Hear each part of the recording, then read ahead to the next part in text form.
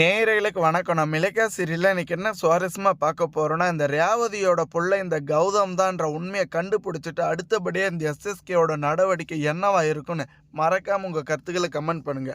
பல போராட்டத்துக்கு அப்புறம் இந்த எஸ்எஸ்கே இவ்வளோ நாளா இந்த ரேவதியோட புள்ள யாருன்னு கண்டுபிடிக்க ரொம்பவே துடிச்சான். ஆனால் இறுதி கட்டத்தில் அது இந்த கௌதமாக இருக்குன்னு கொஞ்சம் கூட எதிர்பார்க்கலைங்க.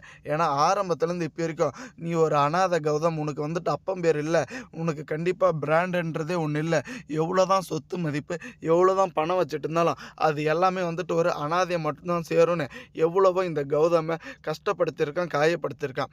ஆனால் இப்போ இந்த கௌதம் தான் என்னோட புள்ள, ரேவதி வந்துட்டு கௌதம தான் பெற்று இந்த ஒரு அனாத ஆஸ்திரமத்தில் வளர்த்து இவ்வளோ நாள் யாருக்கும் தெரியாமல் வச்சுட்டு இருந்தா அப்படின்ற உண்மை மட்டும் ஒரு கட்டத்தில் இந்த கௌதமுக்கு தெரிஞ்சிருந்தா நம்ம நிலைமை என்ன ஆகுன்னு இந்த எஸ்எஸ்கேக்கு இப்போதாங்க பயம் வருது. ஏன்னா இந்த ஒரு உண்மையை கண்டுபிடிக்க எவ்வளவோ வந்துட்டு நாடகம் ஆனது மட்டும் இல்லாமல் நம்ம ரேவதி கிட்ட இலக்கியாவையும் நம்ப வச்சு மோசம் பண்ணாங்க. ஆனால் இந்த ஒரு உண்மை வந்துட்டு இந்த எல்லாமே வந்துட்டு இந்த கௌதமுக்கு இப்போ சாதகமாக தான் நடந்துட்டு இருக்குங்க.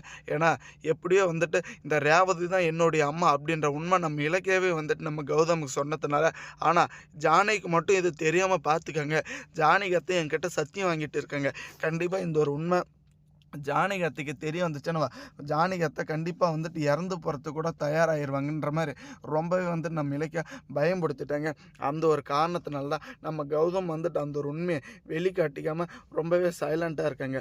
ஆனால் அந்த ஒரு அனாத ஆஸ்திரமில் வேலை பார்த்தவனால தாங்க வந்த விளைவே இது. இவ்வளோ நாளாக வந்துட்டு இந்த ரேவதியோட பிள்ளை யாருன்னு தெரியாமல் இந்த எஸ்எஸ்கே ரொம்பவே வந்துட்டு பயந்து வாழ்ந்துட்டு இருந்தான்.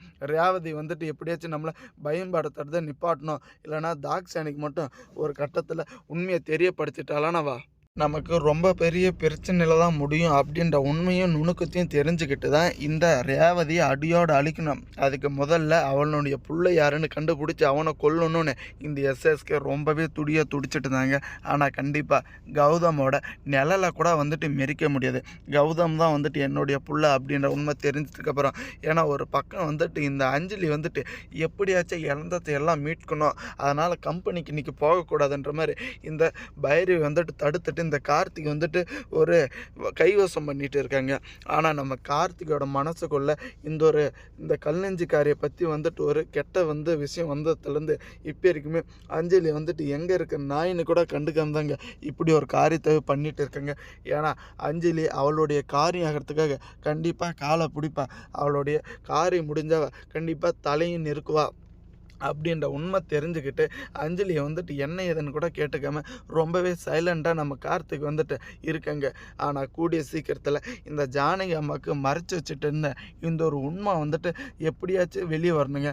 ஏன்னா இந்த கௌதமும் இந்த இலக்கியம் வந்துட்டு ரேவதிக்கு வந்துட்டு கண்டிப்பாக ஒரு நல்ல வாழ்க்கையை கொடுக்கணும், உங்களை யார் ஏமாத்துனது அப்படின்ற உண்மையை வந்துட்டு நம்ம கௌதம் கோபத்தில் கேட்டுட்டு இருந்தபோது எஸ்எஸ்கே தான் உன்னுடைய அப்பா அப்படின்ற உண்மை இந்த ரேவதி இல்லை நம்ம இலக்கியம் சொல்லிட்டு இருந்தவ கண்டிப்பாக எந்த ஒரு குழப்பமே வந்திருக்காதுங்க.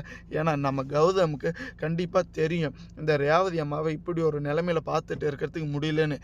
கூடிய சீக்கிரத்தில் இதுக்கான முடிவும் அதே சமயம் 1,00,000 ரூபாய் பணத்தை கொடுத்து இந்த அனாத ஆஸ்திரமத்துலேருந்து நம்ம ரேவதியை பற்றி அந்த ஒரு நோட்டீஸை கலெக்ட் பண்ணது எல்லாமே வீணாக போச்சு. ஏன்னா இவ்வளோ நாளாக வந்துட்டு கௌதம தான் என்னுடைய புள்ளன்னு தெரியாமல் நான் பகைச்சிட்டு இருந்திருக்கேன். இதுக்கு மேலே கௌதம் கிட்ட நான் ஏதாச்சும் கைவசம் இல்லை ஏதாச்சும் வித்தை வச்சுக்கிட்டேன்னா நான் கண்டிப்பாக என்ன கொன்னுடுவான் அப்படின்ற பயமும் வந்துடுச்சுங்க. தேங்க்ஸ் ஃபார் வாட்சிங். இலக்கிய நேயர்களுக்கு மறக்காமல் சப்ஸ்கிரைப் பண்ணுங்கள்.